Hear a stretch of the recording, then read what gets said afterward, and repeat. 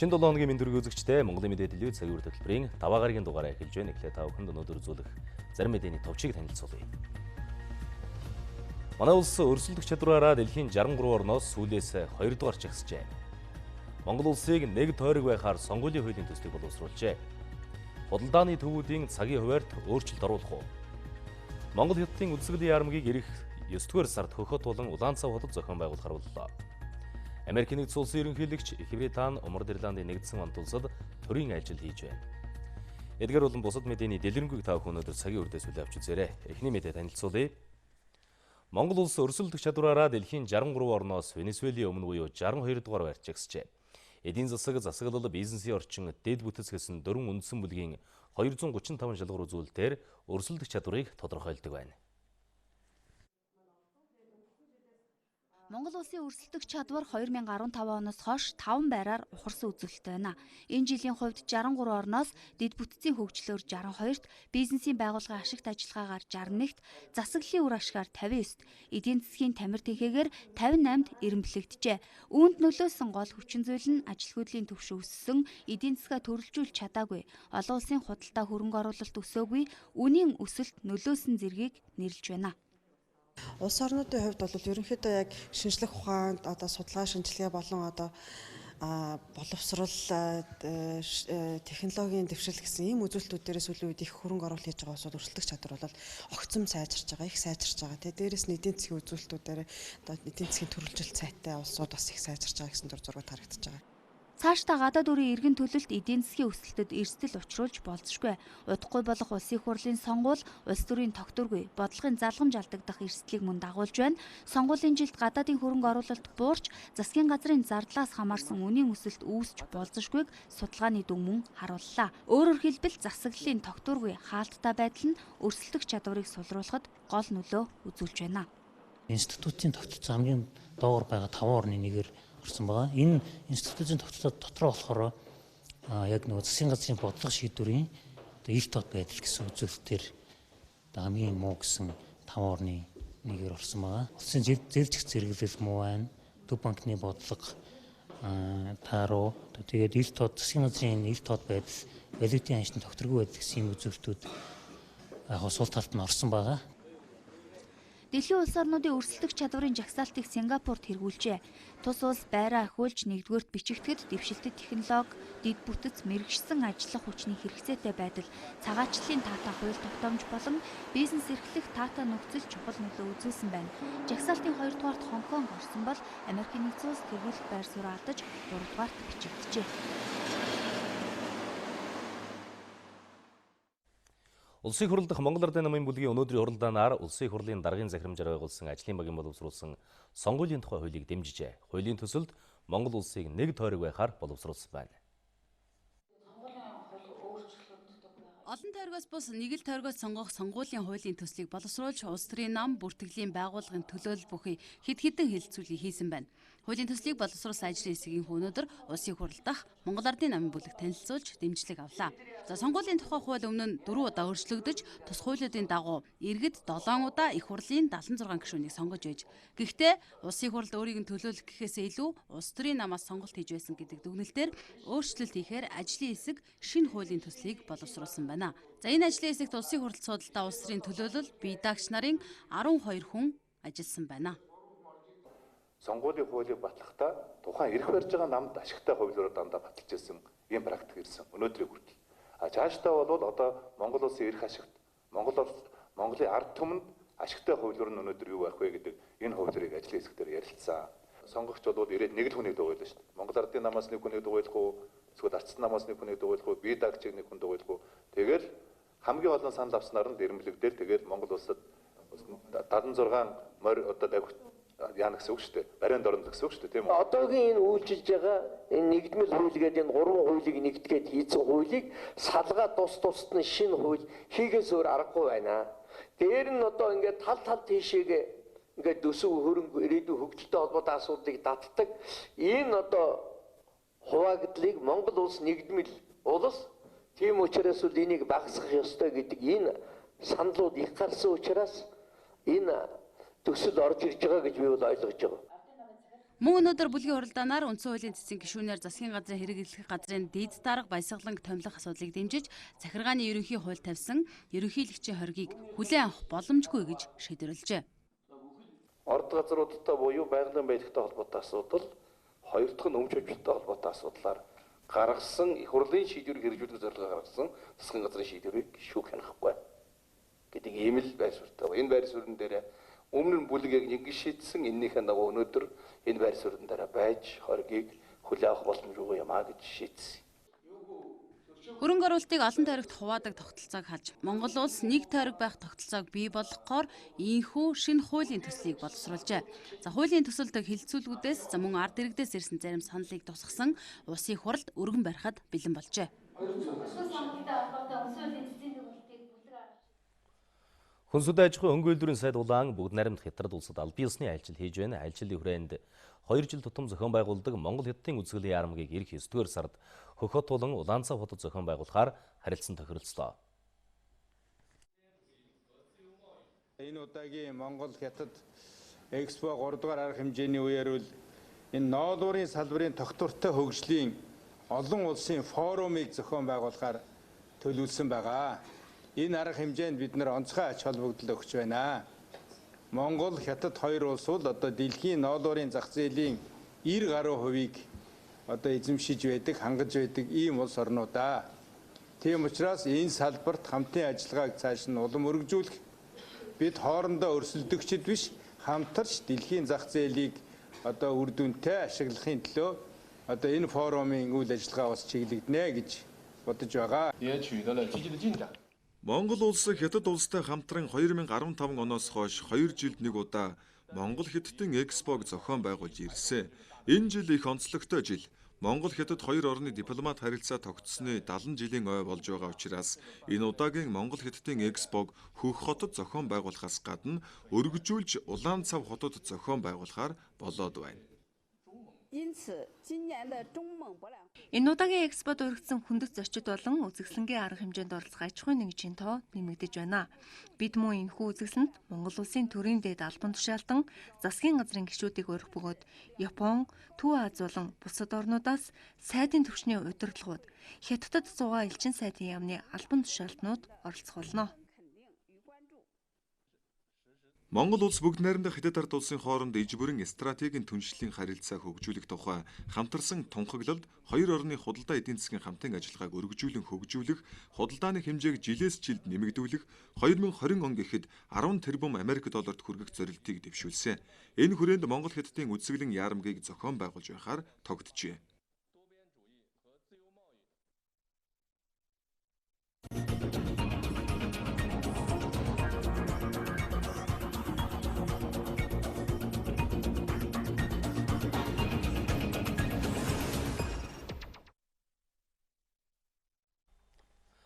Байгаль орчны буланд байгаль хамгаалагчдын асуудлыг хөндөж байна. За нэг байгаль хамгаалагч 16-аас 20 мянган га талбайг хариуцсан ажиллаж байгаа.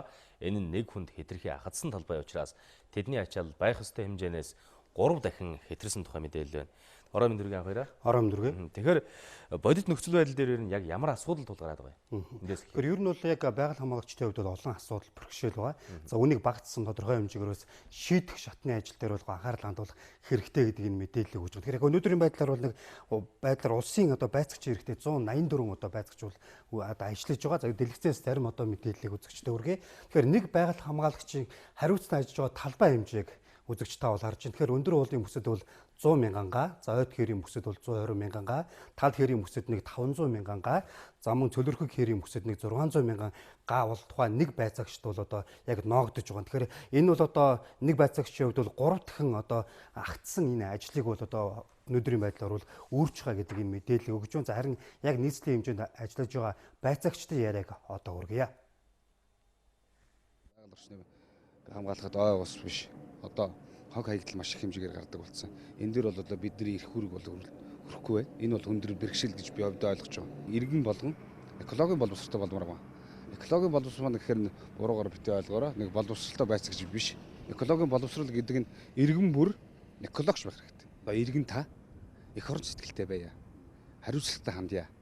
Яагаад тэгэхээр та энэ өнөөдөр байгаль орчинд энэ ой модон дотор хог хаяж байгаа болгон та бид бүгдийн өмч шүү дээ. Өвөл нь одоо зас хорно. Зунд нь бороо шавар ихтэй.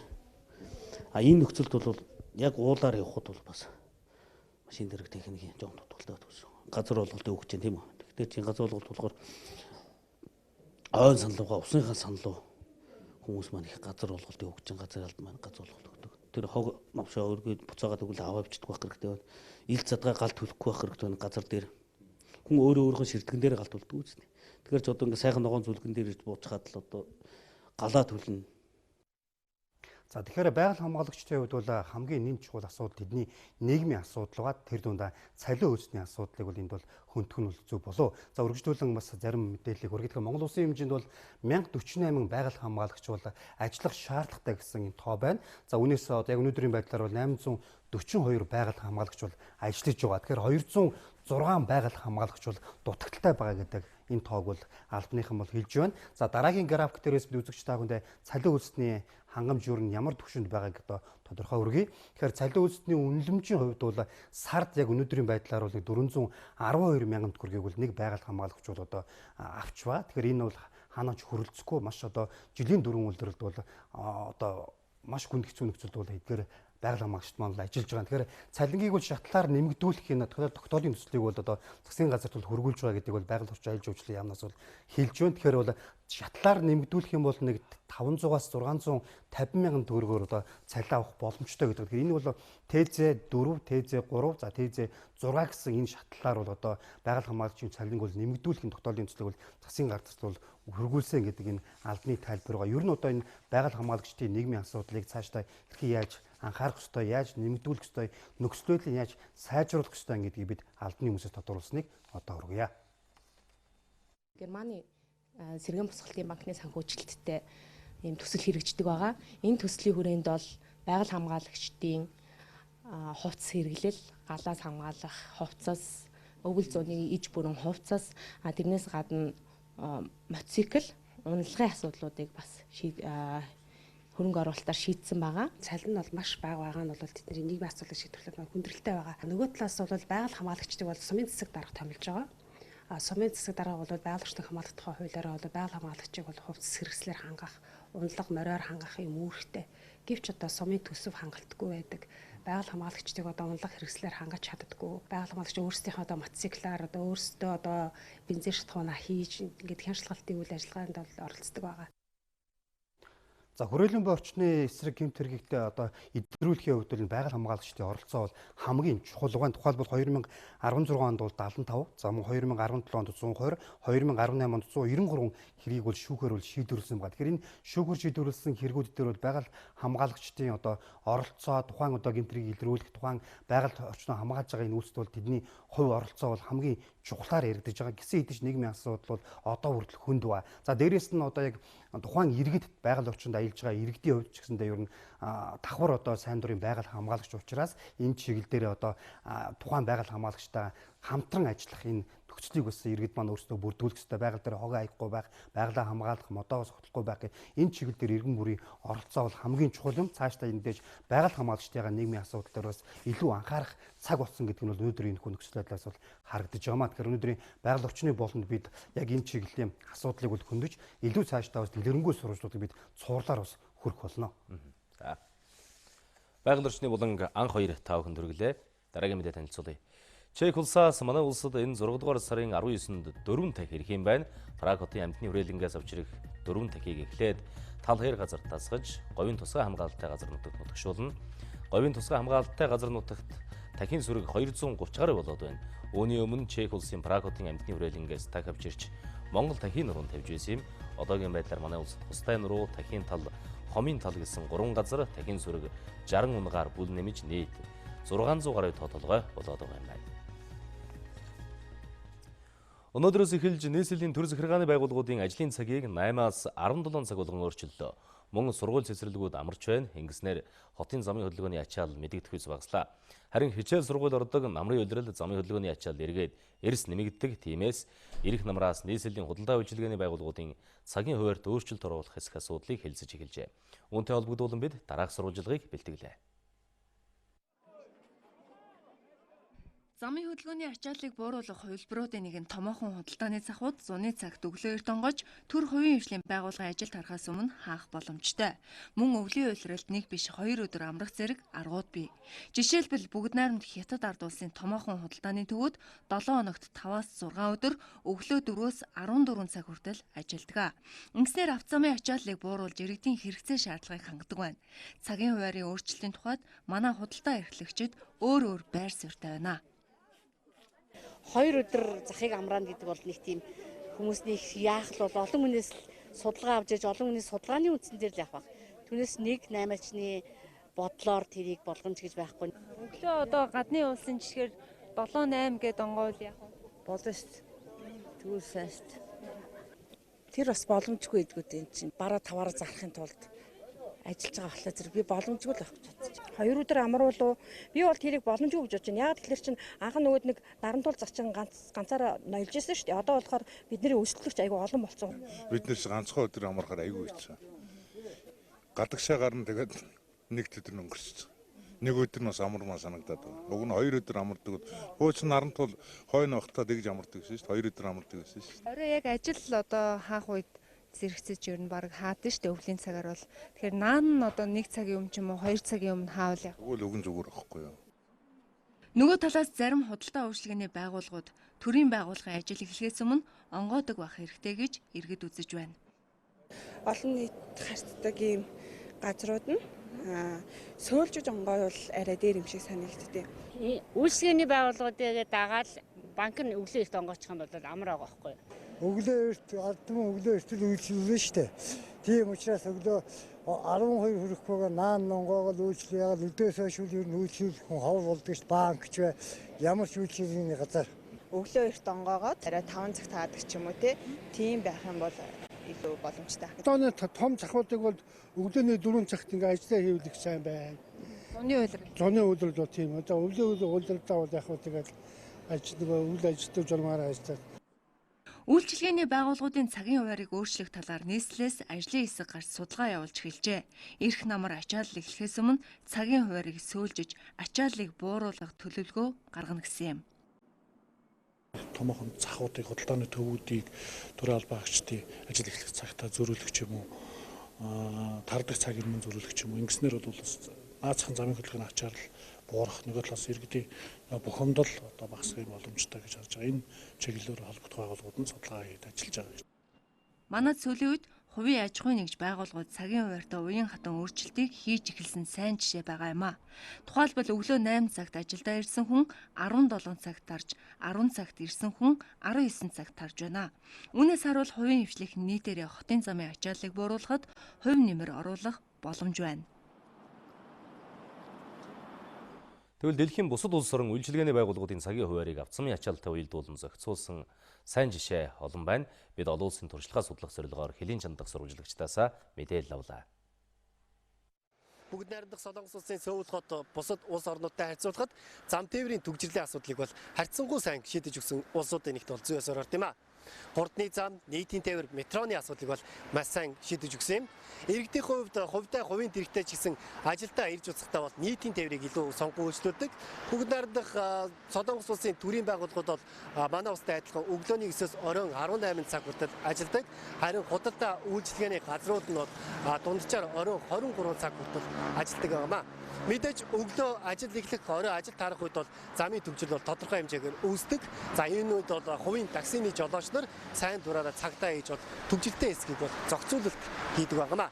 За Польш улсын хувьд бол ийм зохицуулалт байгаа. Нэгдүгээрт бол иргэдийн одоо очиж үйлчлүүлдэг томоохон зах бөөний худалдааны төвүүд бол ихэвчлэн өглөө маш их онгоодог. Өглөө эрт гэхээр 4-5 цагийн үед онгоогоод 12 цаг, 1 цагийн үед зарим нэг захууд бол 11 цаг гэхэд хаадаг ийм зохицуулалттай байгаа. Үүнээс гадна Польшуудын хувьд бол үндсэндээ эндхийн пүүс компани албан байгууллагууд бол ажлаа өглөө 7 юм уу 8 цагаас эхэлдэг. Өдрийн цайны цаг гэж байдаг учраас үндсэн ажил бол 15 болон 16 цаг гэхэд дуусдаг. Миний амьдарч байгаа Варшав хотод гэхдээ 18 цагаас хойш ерөнхийдөө машины хөдөлгөөн багасдаг. 19 цаг гэхэд бол ямар ч төгжрөл хөдөлгөөнгүйгээр чөлөөтэй явах боломжтой байдаг. Үүнээс гадна бусад улс орнууд замын хөдөлгөөний ачааллаа бууруулахын тулд цагийн хуваарьтай ямар өөрчлөлт оруулж байгаа талаар бид хилийн чандад ажиллаж амьдарч байгаа иргэдээс Twitter хуудасаар дамжуулан мэдээлэл авсан юм а. За тухайлбал Америкийн нэгдсэн улс нийтийн тээвэртэй гол анхаарлаа хандуулж уртасгасан цагаар ажиллуулж хотын төв хэсэгтээ машин бага явуулдаг байна. Мөн Хятад улс орон нутгийн машиныг ажил эхлэх тарах цагаар явуулдаггүй. Герман улс иргэдийнхээ ухамсарт нөлөөлөх ажил өрнүүлж аж ахуйн нэгж үйлдвэрийн бараа түгэлтийг өглөө эрт хийж дуусгадаг юм байна. Том зургаар нь харвал улс орнууд хот төлөвлөлтөө сайн боловсруулж энэ хүрээнд метрогоор түлхүү үйлчилж байна. Мөн нийтийн тээврийн хүртээмжийг нэмэгдүүлж төв замаар явах машинд хязгаарлалт хийж хурдны замаа нэмж байгалийн цаг тохируулж цагийн хуваарийг тогтмол өөрчилдөг байна. Ингэснээр бодиттой үр дүн гардаг байна.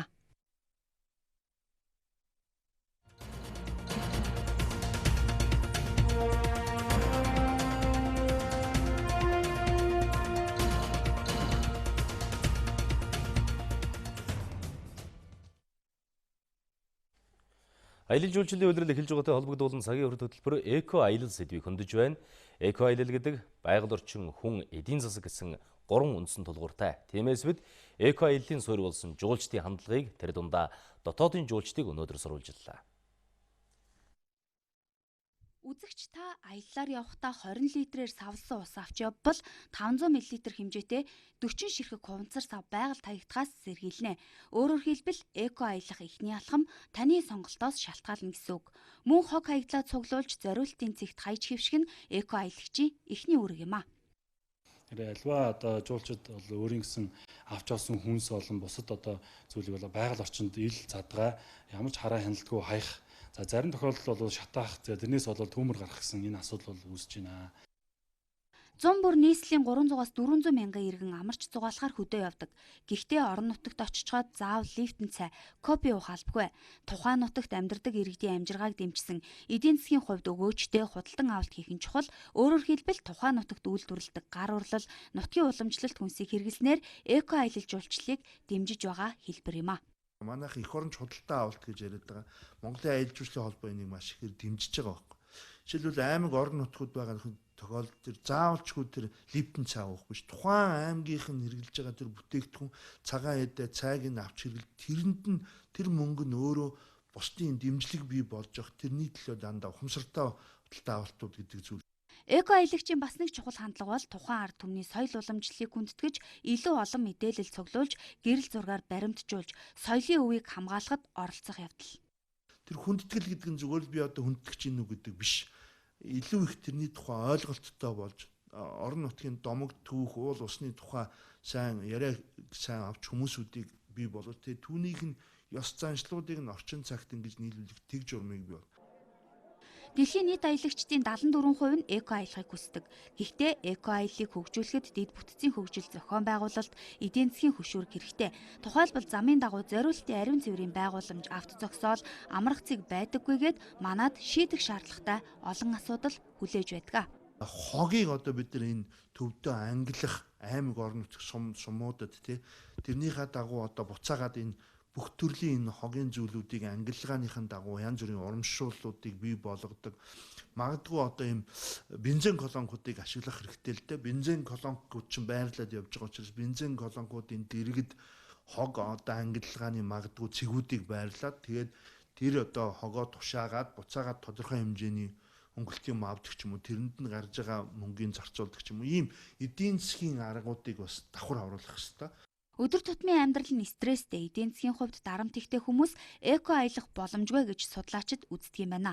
Гэхдээ монголчуудын хувьд нүүдэлчин ахуй соёл, уламжлалт, байгаль ихтэйгээ ойрхон өссөн гэд салшгүй зүйлүүд олон байдаг учраас байгаль дээлтэй эко аялагч байх бүрэн боломжтой.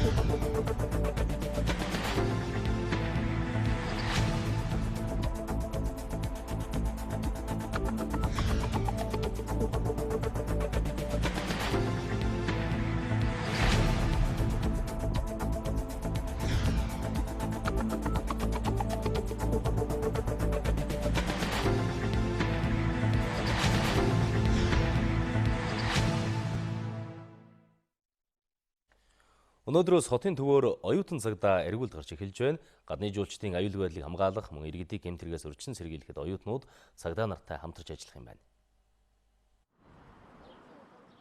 Нийслэлийн цагдаагийн газраас оюутан цагдаа арга хэмжээг 6 дахь жилдээ зохион байгуулж байна. Оюутнууд цагдаатай хамт эргүүлд гардаг болсноор гадны жуулчдтай холбоотой гомдол санал хэрэг зөрчил 10%-аар буурчээ. Өнгөрсөн жил оюутнууд эргүүлд гарах явцдаа 6400 гаруй гадны жуулчин дотоодын 7880 гаруй иргэнд эрх зүйн тусалцаа үзүүлсэн байна. Энэ жил 40 оюутан 20 чиглэлд эргүүлд гарнаа. Оюутан цагдаа арга хэмжээ өнөөдрөөс эхэлж байна. За оюутан цаадаанууд нь одоо хөвчлэн аялал жуулчлалтай холбоотой учраас гадаадын жуулч ихэд төвлөрдөг. Хотын төв маршрутаар 20 чиглэлд ажиллах байна. Оюутан цагдаад ажиллах сонирхолтой залуус тодорхой хэмжээнд англи хэл эзэмшсэн байх ёстой. Мөн зөрчлийн болон захиргааны тухай хуулийг мэдэж байх нь чухал юм байна. Ерхэд бол хэлний мэдлэг дэвшлүүлэн тэгээд хууль эрх зүйн мэдээлэлт болно. Тэгээд иргэнийхээ үргийг бас давхар биелүүлнэ. Гадаадын хүмүүст ирээд Монголд ингээд тусламж үзүүлэхэд нөгөө хувь нэмрээ оруулахыг аюулгүйсэн. Бас дээрэс нь яг ингээд монгол хүмүүстэй ч гэсэн эрх зүйн тусламж үзүүлдэг энэ давуу талыг нь хараад яг энэ ажлыг сонгосон байгаа. За оюутан цагдаа шаардлага гарвал гэмт хэргийг илрүүлэх ажилд ч идэвхтэй оролцох үүрэгтэй. Өнгөрсөн жил эргүүлд гарсан оюутнууд цагдаа нартай хамтран 2 гэмт хэргийг халуун мөрөөр нь илрүүлж төөрсөн 7 хүүхдийг эцэг эхэд нь хүлээлгэж өгчээ. Мөн иргэдэд гэмт хэрэгээс урьдчилан сэргийлэх санамж бичгийг байнга өгч ажилласан байна. Нийслэлийн аялал жуулчлалын газраас Энзэн Улаанбаатар хотод зохион байгуулах аялал жуулчлалын томоохон өдрөлгүүдийн тухай мэдээллийг одоо хүргэе. Сарын 8-9-нд талын сарх 2019 олон улсын мотоспортын наадам болох юм байна. Тус наадам тусгай сонирхлын аялал жуулчлалыг хөгжүүлэн Монгол улсыг олон улсад сурталчлах жуулчдыг татах зорилготой. Жилбүрийн 7 дугаар сарын 10-нд Дээлтэй Монгол наадам болдог уламжилтай. Монгол үндэстэн ясны хувцас, гоёл чимэглэл, ёс заншлыг дэлхийн нийтэд сурталчлан таниулах зорилгоор тус наадмыг зохион байгуулдаг юм. Ультра трайл төрлийн уул ус талан руу хот суурин дамжингүй их гүйлтийн тэмцээн 7 дугаар сарын 28-нд Монгол улсад 2 дахь удаа гавлах юм байна. Богдхан ууланд явуулах уг тэмцээнд Тамирчид 10 км, 21 км, 64 км-ийн зайд уралдана. Монголын тал нутгаар Япон болон бусад гадаад орнуудын 2500 гаруй хүн сонирхогчдын болон мэрэгжлийн тамирчдын хагас марафоны зайд хурд хүчээ сордог уралдаан юм. Тэмцээн 9 дугаар сарын 8-нд Хүйд олон хотод болно. Тамирчид 3 км, 5 км, 10 км, хагас 21 км-ийн зайд уралдаж оролцох боломжтой.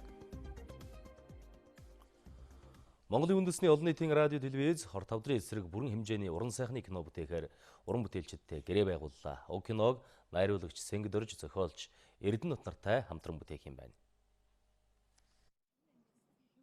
Манай улсын хувьд 25 дарын шин тохиолдол жилд 6000 бүртгэгдэж 4000 хүн нас орж байна. Одоогийн байдлаар 16000 хүн хорт хавдартай амьдарч байна гэсэн судалгаа бий.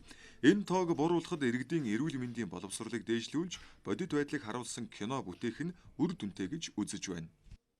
Бидний урдсан зохиол бол гарчихсан байгаа. Энэ зохиол дээр бол мэдээж хэрэг бол энэ хорт хавдраар өвдсөн хүн хэрхэн ямар амьдралыг туулж төгсгөл нь бас ямар байхыг бол мэдээж үзүүлнэ. Ингэснээрээ бол манай үзэгчид бол бас үндэсний олон нийтийн радио телевизийн маань бас олон хийсэн одоо уран сайхны бүрэн кинонуудын нэг шилдэг бүтээлийг үзнэ гэдэгт бол эргэлзэхгүй байгаа. Манай иргэд тогтмол үзлэг шинжилгээнд орж өвчнийг баг дээр нь эмчлэхгүй байна. Энэ нь хорт хавдарч гэлтгүй бүхий л өвчнийг хүндрүүлж эмчлэгдэх боломжгүй болгож байгаамаа. Энэ кино үзэгчдийн хүртэл болсноор иргэдийн хорт хавдрын талаарх мэдлэг нэмэгдэж амьдралын зөв хөвшилтэй болно гэж уран бүтээлчид үзэж байна. Хүн төрлөختөн бол хоёр л өвхөл байдаг шүү дээ. Тэр бол нэг нь бол зууртын өвхөл, одоо хоёр дахь нь одоо хавдар болчиход байна шүү дээ. Тэр тусмаа манай Улаанбаатар одоо монголчууд маань тулчаад байгаа асуудал юм. Тийм болохоор энэ тал дээр бас энэ кино бас нэлээд үр өгөх байхаа гэж би бас их найдаж байна. Хавдар гэдэг өвч ер нь их аюултай гэдэг хүн болгон мэддэг мөртлөө урьдчилан сэргийлж үзүүлдэггүй. Уран сайхны кино, бүрэн хэмжээний кино хийх юм тулд өшөөх хүмүүст илүү сонирхолтой болгож бүтээхийн тулд олон юм шалтгаална. Монголын үндэсний олон нийтийн радио телевиз 9 дахь жилдээ хавдрын эсрэг үндэсний аяныг хэрэгжүүлж байгаа. Энэ хүрээнд 120 мянга гаруй иргэнийг хавдраас урьдчилан сэргийлэх цогц үзлэг онцлогоонд үнгүй хамруулж 600 орчим яаралтай мис ажилбарыг амжилттай хийжээ. Монголын сэтгүүлчдийн нэгдсэн хэвлэлийн ерөнхийлөгч Мандах баяр нийслэлийн засаг дарга амар сайхнаас 400 сая төгрөг нэгсэн тосон бомбын нуруунд үйл ажиллагаа явуулдаг South Gobi Coal Trans компанитай холбоотой асуудал болон Монголын сэтгүүлчдийн нэгдсэн хэвлэлийн ерөнхийлөгчийн сонгуульт албан тушаалаас өөрийн хүсэлтээр төтгөлзөж байгаа асуудлаар мэдээлэл өглөө. Тэрээр South Gobid Coal Trans компанитай холбоотой 31 үндэслэл үхий Өмнөговь аймгийн мэргэжлийн хяналтын байгууллагын дүгнэлт гарсан. Энэ асуудалд сэтгүүлчийнхээ хувьар хандсан, харин хотын дарга болон түүний хамаарал бүхий хүмүүс зөвхөн миний эрхийг бус Монголын сэтгүүл зүйн салбарын мэдээлэх эрхийг цаашлаад ардчилсан нийгмийн үнэт зүйлийг үгүйсгэж байна. Тиймээс сэтгүүлчдийн нэгдсэн хэвлэлийн ерөнхийлөгчөөс түтгэлзэж асуудлаа шийдэх хүртэл тэмцэнэ гэж мэдгдлээ. Би ийм хулгайчлаа өрчин хүмүүс нардууд дайрлаа гэд нэг ажиллаа өгчдөгч тийм болчгор юм биш. Яг үүндээ сэтгүүлчд маань өөрсдөө үйл итгэсэн байдал гаргаж байгаа учраас би нэг сэтгүүлчдийн нэгдсэн хэвлэлийн жирийн гишүүний хувьар бас удирд зөвлөл энэ одоо байгууллагын дүрмийн дагуу хилцүүлэх нь зүйтэй гэж үзэж байгаа.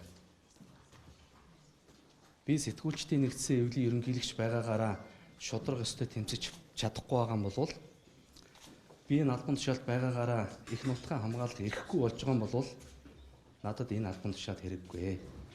Гэхдээ энийг өглөөгээд би шудраг ёсноос ухрахгүй. Би энэ салбраас явахгүй. Ямар нэгэн байдлаар анд найзуудаа энэ салбараа хэвлэл мэдээллийн хэрэгслийг худалдахгүй. Бүгд найрамдах Хятад улсын хөрөнгө оруулалттай компани хот орчимд 50 га газар хүнсний ногоо тариалах гэж байгаа тухай мэдээлэл гарч олон хүн шүүмжилтэд хандах болсон. Энэ талаар өнөөдөр хотын удирдлагууд мэдээлэл хийлээ. Нийслэлийн зүгээс Tianjin Foods гэдэг компани Монгол оронд хүнсний ногоо тарихгүй 50 га газрыг ч олгоогүй гэж мэдээлж байна.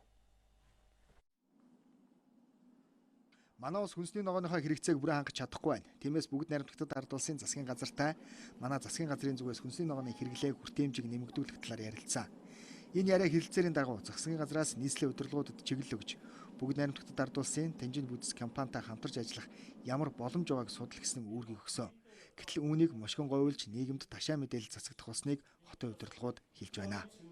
Улаанбаатар хотод хүнсний ногоо тариалах хүлэмж одоо байгуулж нийслэлийн хүн амыг хангах ийм одоо боломжийг судалж засгийн газар танилцуулах ийм үүргийг бол өгсөн. Тэрнээс биш ямар нэгэн одоо байгууллага аж ахуйн нэгжид бол 50 га газрыг бол одоо шийдвэрлэх ийм одоо үүрэг бол өгөгдөөг. Тийм учраас бол энийг хариуцлагатайгаар та бүхнээр дамжуулж хэлье. Хотын удирдлагуудын зүгээс эх орны хөрсөнд ургасан хүнсний ногоо хэрэглэх зорилтыг тавьж байна.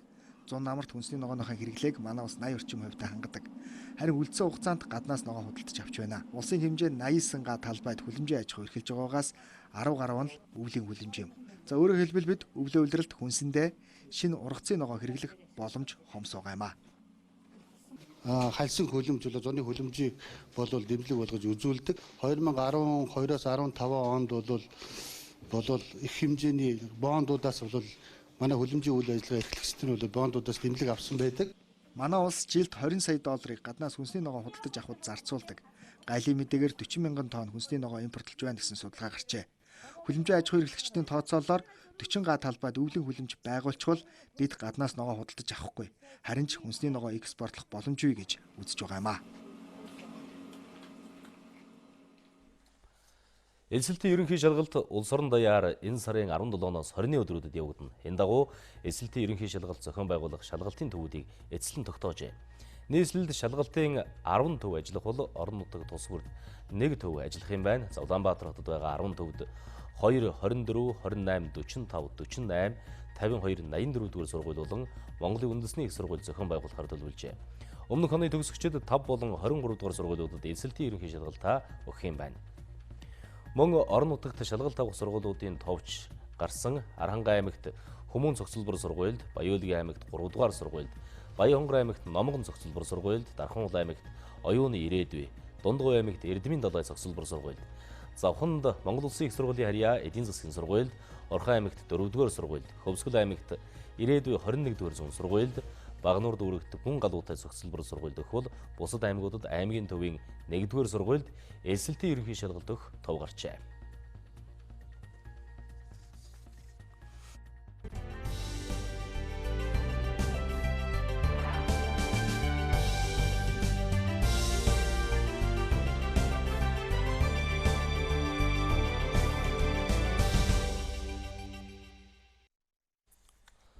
Цус хэлбэл судлалын үндэсний төвд зунаас бусад улиралд өдөрт хамгийн багадаа 100 гаруй хүн цусаа өгдөг байна. Харин зуны улирал дунджаар 80 болж буурдаг. Яагаад гэвэл Хүмүүс амарч аял зугаалахаар хотоос гардаг. Тиймээс энэ төвийнхэн цусны доноруудыг идэвхтэй байж цусаа хандивлаж Эрдэнэ түүний амь аврах үйлсэд идэвхтэй оролцохыг уриалж байна. Цусны донор болж хүний алтан амь аварна гэж сэтгэлдээ бодсон ч бодитоор хэрэгжүүлж чадахгүй амжихгүй байгаа олон хүн байдаг. Тэднийг нь мөн хамгаалan. Тэрээр олон жилийн өмнө энэ тухай бодож байсан ч өнөөдөр анх удаа цусаа өгч байна. Бас миний энэ цусыг ховор АБ буюу 4-р бүлгийн цус. Тэгээд дүүм нь бас энэ бүлгийн цустай. Энэ бол Монголын хүн амын 7% эзэлдэг ийм бас ховор цус юм байна. Одоо бэлт цус бэлгэснээр 40-40 хүний амь аврагдах юм биш үү? Мэдэхгүй зөндөө олон хүн байдаг юм байна. Би ихэд цусаа өгье бэлгэлье гэж зөндөө олон жил бодож явсаар байгаад өнөөдөр энэ сайхан өдөр одоо ингээд бэлгэлээд бас дүүгээ аврах миний цус таарах юм байна гэдэг ингээд их баяртай байна. Харин Цэрэнбэл 1980 оноос хойш нийт 139 удаа 35 литр цус сандвлаж нийтдээ 400 гаруй хүний алтан амийг аварчээ. Ер нь тэгээ цусаа өгснөөр хүн маш их эрүүлждэг. Зүрх судасны өвчин тэгээл одоо янз бүрийн тийм эмгэг янз бүрийн одоо тийм хавдруудаас одоо ингээд сэргийлдэг, ууртуудаа насалдаг, оюун зүстэй болдог. Хүүхдүүдээс нэг хүмэн одоо цусаа өгч эхэлсэн байгаа. Сар бүрийн 3 иргэдийг цусны донор болж цусаа бэлгэлэхийг уриалдаг. Энэ өдөр цус сэлбэл судлалын үндэсний төвийн 4 салбарт нийт 100 гаруй хүн цусаа өгсөн ч бусад өдөрт цөөн хүн цусаа хандивлаж байгааг учирлаж байлаа.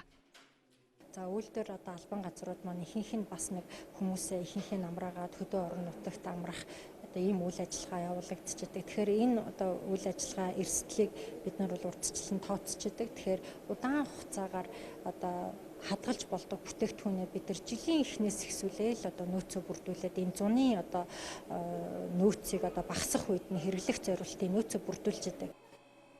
Цус сэлбэл судлалын үндэсний төв өнөөдөр 70-аас дээш удаа цусаа өгсөн Хишигбат, Батболд, Минд баяр нарыг хүрл донор, 10-аас 50 удаа цусаа бэлгэлсэн Мөнх насан, Алтанзуул, Мегмурд орж, Пунсал дулам, Отгон баяр нарыг бахархал донор тэмдгээр шагнасан байна.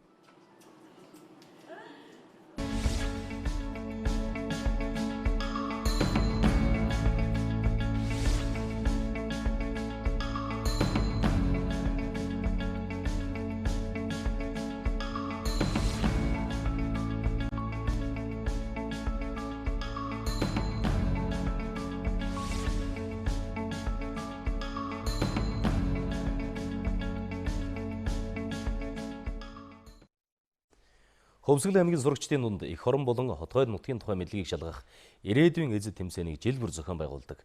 Энэ жил аймгийн хэмжээнд 2000 гаруй сурагч оролцсон байна. 10 дахь жилдээ болж байгаа ирээдүйн эзэд уралдаанд оролцохын тулд хүүхдүүд олон ном уншсанаар өрсөлдөж эртнээс бэлддэг. Энэ жил уралдааны тэргүүн байранд орсон хүүхдүүд их орныхоо түүх соёл, уламжлалтай холбоотой номнуудыг нэг бүрчлэн судалсан тухайга ярьж байлаа.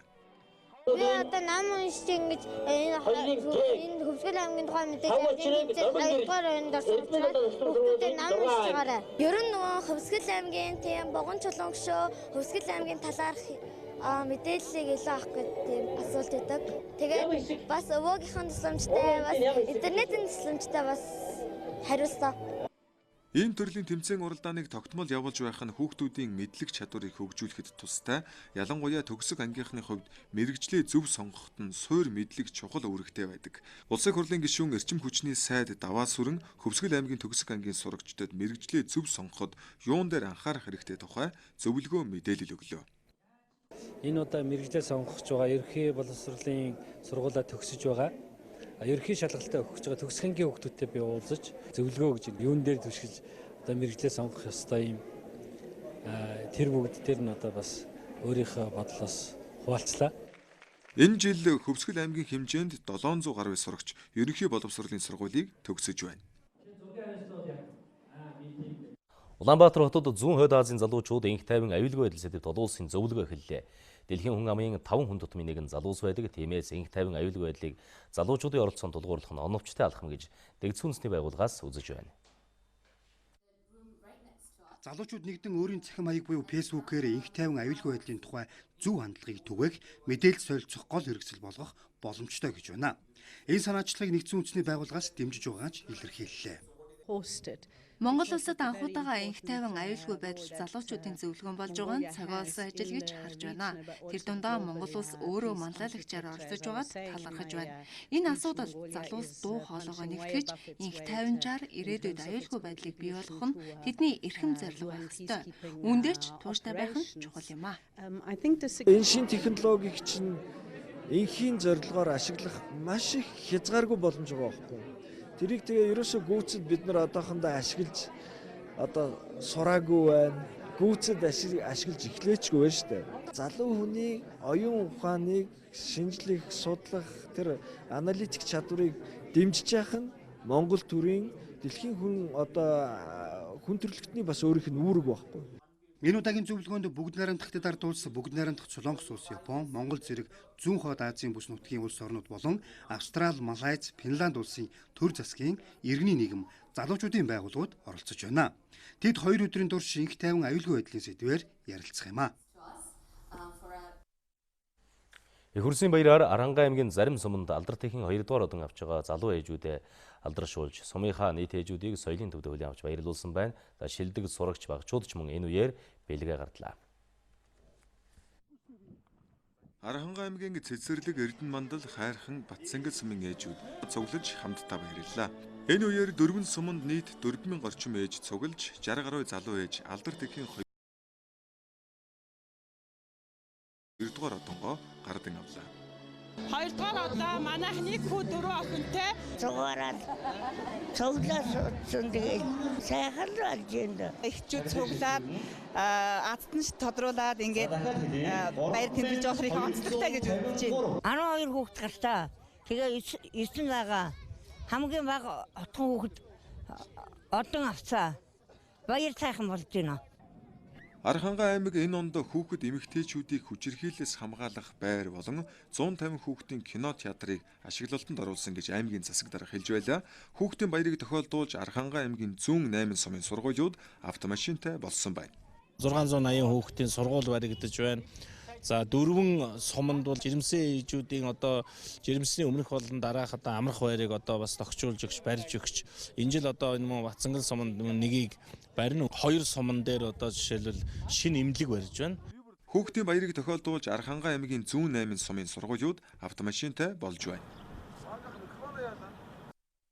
Зарим байгууллага аж ахуйн нэгж хэрэглэгчдэд зориулсан урамшууллаа зөвхөн нийслэлийн хэмжээнд зохион байгуулдаг. Энэ нь орон нутгийн хэрэглэгчдийг орхигдуулж байгаа явдал юм. Тэгвэл Петроус групп бэлгэнд гарын 2 урамшууллаа орон даяар зарлаж байна. Петроусын шатхуун түгээх станцаас 30 мянган төгрөгөөр шатхуун авсан жолооч бүрт нэг скрач карт өгөх юм байна. Картыг хусаж арилгаад 6 нэр төрлийн 300 ширхэг бэлгнээс хожих боломжтой юм аа. Өмнө нь зөвхөн Улаанбаатар хотод болж исэн бол одоо Монгол орон даяар Монгол орны та хаач байсан манай Петроусын бүх шатхуун түгээх станцаас худалдаа авалт хийвэл энэхүү урамшуулалт оролцох боломжтой байгаа. За энэхүү урамшуулалт маань оролцохдоо хэрэглэгч та бүхэн маань 30 мянган төгрөгнөөс дээш худалдаа авалтанд скрач карт аван хусаж бэлэг гарах юм бол шууд газар дээр нь бэлгээ авах боломжтой байгаа. За тэгэхээр Дорд аймагт байгаа хэрэглэгч маань, Баян үлгийд байгаа хэрэглэгч маань, Сэлэнгэ аймагт байгаа хэрэглэгч гэх мэтлэн Монгол орны 408 зохиост байгаа бүх хэрэглэгч нар маань энэхүү хөтөлбөрт оролцоод газар дээрээ бэлгээ авах боломжтой байгаа. Урамшуулалт хөтөлбөр өнөөдрөөс эхэлж 8 дугаар сарын 25-ны хүртэл үргэлжилнэ. Банкны салбарын ажилтнуудын баяр тохиож байна. 1924 оны 6 дугаар сарын 2-ны өдөр Монгол улсад анх орчин цагийн банкны системийг нэвтрүүлж байжээ. Энэ баяраа хүүхдүүдтэйгээ хуваалцаж худалдаа хөгжлийн банкныхын төв талбайд баярын өдрөлөг зохион байгууллаа. Багчууд бүхний танил Өвлөгрийн баатруудын хүүхдүүдтэйгээ 2 дахь өдрөө төв талбайдаа баярлаж байна. Чихэр жимс зайрмаг гэж дуртай амтснаа сонгож агаарт хөөрөх, машин унаж тоглох, бас дуулж бүжиглэх боломжтой энэ баярыг банкны салбарын ах эгч нар нь жил бүр уламжлал болгон зохион байгуулдаг. За 2017 оноос хойш энэ өдөрлөгт ирдэг зочид хадгаламжтай маамуунуудын тоо нэмэгдсээр байгааг энэ өдөр онцолж байлаа. Өнөөдрийн баярын маань нэг сюрприз бол бид нар Маму лоялти картыг зах зээлд шинээр нэвтрүүлж байгаамаа. Лоялти карт гэхээр Маму картаараа төлбөр тооцоо хийгээд тэр төлбөрөөр хөнгөлтийнх нь хувь нь хүүхдийнх нь хадгаламж дээр нэмэгдэх ийм хадгаламж картыг зах зээлд нэвтрүүлж байгаамаа. За хүүхдүүдэд бэлдсэн гинтийн бэлэг олон байлаа. өдөрлөгт ирсэн хүүхдүүдэд гарын бэлэг өгч тэднээс нэг азтан тодруулж гэр бүлийг нь хамтаар Диснейлендэд аялах эрхийн бичиг бэлгэлсэн юм а. Би та бүхэнд манай улсын хөрөнд орносон онцлог мэдээллүүдээ сөргөлөө өргөжлүүлэн олон улсын мэдээлэл сөргөхээр орчуулагч редактор Инх хамгааллын институт ажиллаж байна.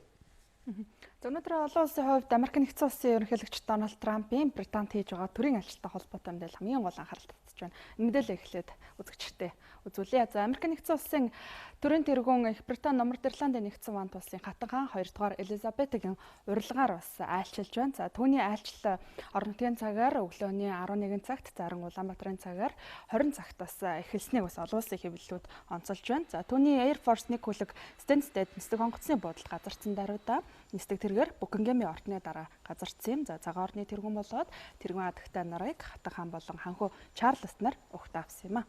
За Букингемийн ордомд хатан хаан 2 дугаар Элизабет ирсэн зочдоо Английн уламжлалт цайгаар дайлж хүндэтгэлийн цавг барина. За энэ нислэлт Кембрижийн гүн болон гүнгийн ахад нар оролцох юм байна. Өдгөө 93 настай хатан хаан 2 дугаар Элизабет хаан ширэнд суусан хугацаанд энэхүү Америкийн нэгдсэн улсын 12 дахь ерөнхийлөгчийг хүлээн авч уулзаж байна. За түүний хаанчлалын хугацаанд зөвхөн Линдон Джонсон ерөнхийлөгчтэй л уулзаж байгаагүй байна. Альчлалын өрөөнд ерөнхийлөгч Трамп мөн Их Британий ерөнхий сайд Тереза Мэйтэй уулзалт хэлэлцээ хийх юм товтой байна. Альчлалын 2 дахь өдөр Тереза Мэй Америкийн ерөнхийлөгчийг гигэн Джеймсийн ордонд угтан авч ажил хэрэгч өглөөний цайг ууна. За олон улсад Трамп болоод Мэй нараа энэ удаагийн хэлэлцэх сэдвийг өрөн хүрээнд харж мэдээлж байна. Юуны түрүүнд ерөнхийлөгч Трамп Brexit буюу Британи Европын холбооноос гарах үйл явц Америк нэгдсэн улстай хийсэн худалдааны гэрээ хэлэлцээрт яаж нөлөөлөх вэ гэдэг асуудал анхаарал татаж байна. Британий хувьд бол Вашингтонтой чөлөөт худалдааны гэрээ байгуулахаар чамгаа өвчин чармаалт гаргаж байгаа. За мөн үүний зэрэгцээ Хятадын харилцаа холбооны Huawei компани түүний 5G сүлжээтэй холбоотой асуудалж бас хоёр орны төрийн тэргүүн нарын голчлон хэлэлцэх сэдвийн нэгэ гэж харж байна. Америк нэгдсэн улсын төрийн нарийн бичгийн дарга Майк Помпео Иран улстай ямар нэг нөхцөл тавилгүйгээр хэлэлцээ хийхэд бэлэн байна гэдгээ илэрхийллээ. За гэхдээ Ираны эсрэг явуулж байгаа эдийн засаг болоод улс төрийн дарамт шахалтаа сулруулахгүй гэж байр сууриа илэрхийлж байна. Зарим Тегераны хувьд хориг арга хэмжээгээс сулруулсан нөхцөл Вашингтонтой яриа хэлэлцэх боломжтой гэдэг байр сууриач илэрхийлжээ. Төрийн нарийн бичгийн дарга Майк Помпео Швейцар улсад айлчилж тус улсын гадаад харгийн сайдтай хамтарсан хэвлэлийн хурал хийх үеэрээ Ирантай холбоотой асуудлыг хөндөж хэлэлцсэн. За Помпеогийн хувьд эх 6 дугаар сарын дунд үед Тегеранд айлчилж энэ асуудлыг шийдвэрлэх яриа хэлэлцээ ихээр төлөвлөж байгаа юм байна.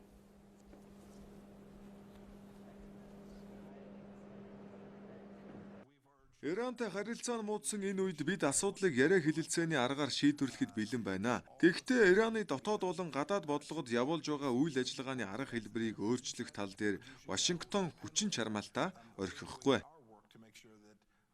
Бид юуны түрүүнд хоёр талын байр суурийн зөрүүтэй байдлаа арилгах нь чухал юм а. Нөгөө талаар Америкаас ирж байгаа улс төр болон эдийн засгийн дарамт шахалтаа үзүүлсээр байх нөхцөлд хоёр улсын хооронд яриа хэлэлцээ хийх боломжгүй гэж бодож байна. Гэхдээ ерөнхийлөгч Хасан Роухани олон улсын хууль дүрмийг дагаж мөрдсөн нөхцөлд Америктэй хэлэлцээ хийх боломжтой хэмээн байр сууриа илэрхийлсэнийг мартаж болохгүй. Цоор тэргүүн өнгөрсөн 7 хоногт Японд ажиллах үеэрээ Америк нэгдсэн улс Ираны дэглэмийг өөрчлөх сонирхол байхгүй, зөвхөн тус улсыг цөмийн зэвсэгтэй болохыг нь л хүлээн зөвшөөрөхгүй байна гэдэг байр сууриас илэрхийлж байсан. Өнгөрсөн 5 дугаар сард Америк нэгдсэн улс Иранаас ирж болзошгүй аюул занал хэллийг тогтоон барих үүднээс ойрогт орон руу цохилтын бүлэг илгээснээс хойш Иран болоод Америкийн харилцаа хурцтай байдалд ороод байгаа юм а.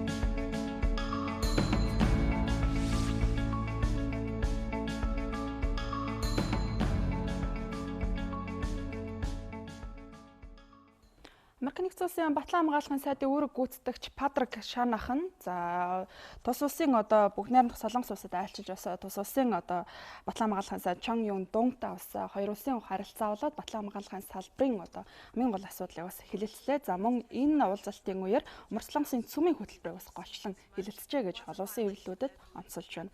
За Патрик Шанаханы Сөүлд хийж байгаа энэ айлчлал өнгөрсөн 2 дугаар сараас хойш Америкийн өндөр албан тушаалтны Солонгост хийж байгаа анхны айлчлал. За мөн түүний Америкийн батлан хамгаалахын сайдын үүрэг гүйцэтгэгчийн хувьар Сөүлд хийж байгаа анхны айлчлалд тооцогдож байна. За талууд энэ уулзалтаар Солонгост яриа хэлэлцээ үргэлжлүүлэх сонирхолтой байгаагаа илэрхийлжээ. Өнгөрсөн 2 дугаар сард болсон Ханоийн дээд хэмжээний уулзалтаар талууд ямар нэг тохиролцоонд хүрч чадалгүй өндөрлөж Америкийн нэгдсэн улс Умард Солонгосын цөмийн асуудлаарх яриа хэлэлцээ зогсонг байдалд орчход байна.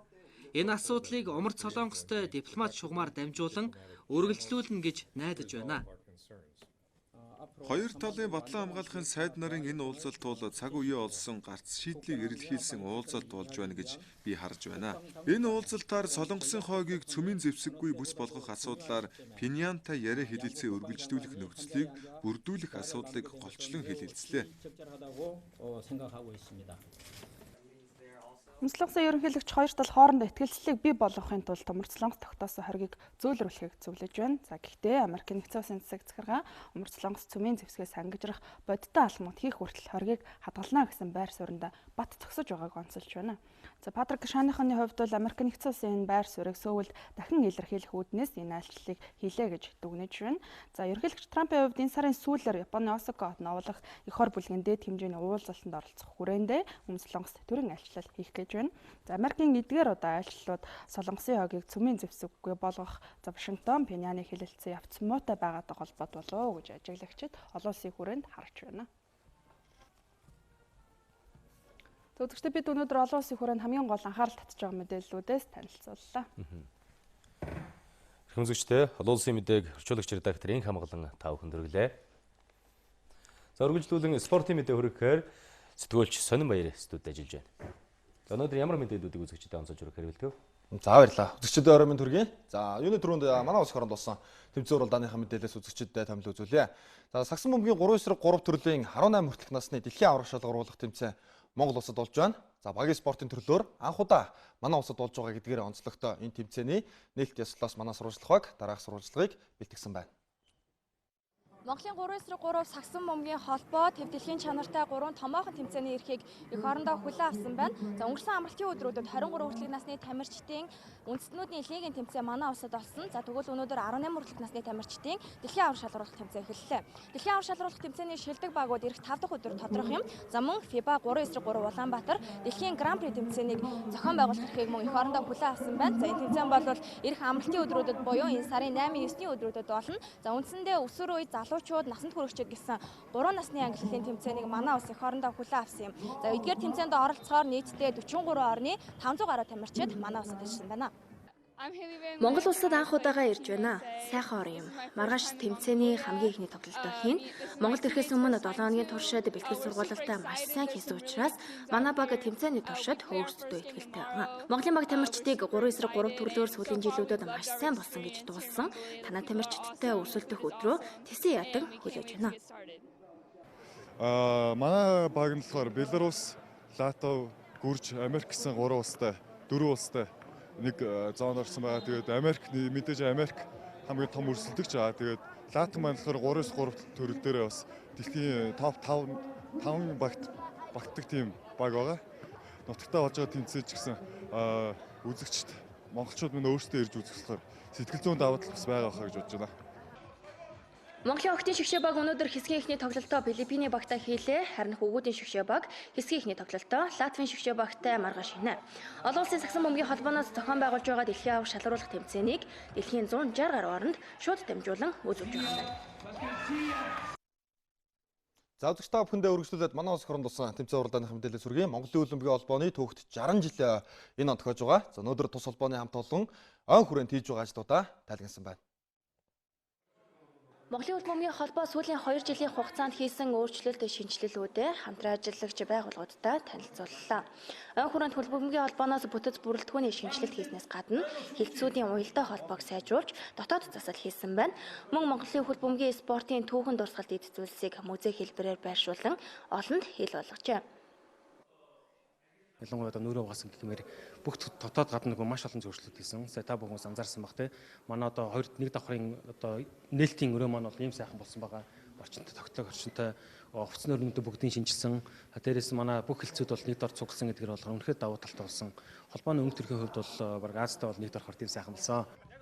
Өнөөдөр болсон нээлттэй өдөрлөгт ирсэн зочид шигшээ багийн бэлтгэлтэй мөн танилцсан юм. Монголын хөлбөмбөгийн эрэгтэйчүүдийн шигшээ баг дэлхийн аврал шалгаруулах тэмцээний эрхийн төлөөх урдчилсан шатны эхний тоглолтоо 6 сарын 6-ны өдөр Монголын хөлбөмбөгийн холбооны ногоон талбайд хийнэ. За Америк үндэсний сагсан бөмбөгийн холбооны лиг аваргын тэмцээний шигшээд цувралын 2 дахь тоглолт нь өнөөдөр Торонтод боллоо. Энэ тоглолтод зочин баг Golden State Warriors баг өрсөлдөгч ойцноос цувралыг 1-1 болгон тэнцвүүлсэн. Ингээд энэ тоглолтын мэдээлэл болон тоглолтын дараах хэвлэлийн баг хурлыг Монголын мэдээ телевиз даваагаас баасан гарагт өдөр бүр 11-ээс 14 цагийн хооронд мэдээллийн шууд хөтөлбөрөөр хүргэж байна. Монголын мэдээг DD-шийн 7, Sky Media-гийн 11, Univision-ийн 13, Сансарын 3, MNBC кабелийн 41 дэх сувгаас хүлээн авч үзээрэй. Олон улсад томоохон бүтээн байгуулалт чиглэг бүтээгдэхүүн хөгжүүлэлтийн санхүүжилтийг хөрөнгөний зах зээлээс босгодог жишг байдаг. Монголын хөрөнгөний зах зээлч бас сүүлийн жилүүдэд эрчимтэй хөгжиж байгаа. Хөрөнгөний зах зээлийн талаар илүү дэлгэрэнгүй мэдээллийг шин тутам эдийн засгийн МЮОНРТ-ийн хүргэх болно. Дотоодын банкны салбарт одоогийн байдлаар 10 гаруй арилжааны банк үйл ажиллагаа явуулж байна. Энэ салбар санхүүгийн зах зээлийн нийт активын 95%-ыг дангаар эзэлж байгаа юм а. Банкны салбартай холбоотой сүүлийн үеийн мэдээллийг эдийн засгийн тав байр. Монгол улсын эдийн засгийг 2018 онд 5%-аар 2019 онд 6.3%-аар өснө гэсэн тооцооллыг олон улсын валютын сангаас гаргаад байна. Бид эдийн засгийнхаа өсөлтийг тогтвортой байлгахын тулд юун дээр анхаарч хэрхэн ажиллаж байна вэ? Эдийн засгийн тайм олон улсын шинжээчид эдийн засагчдын байр суурьтайгаар хүргэх болно.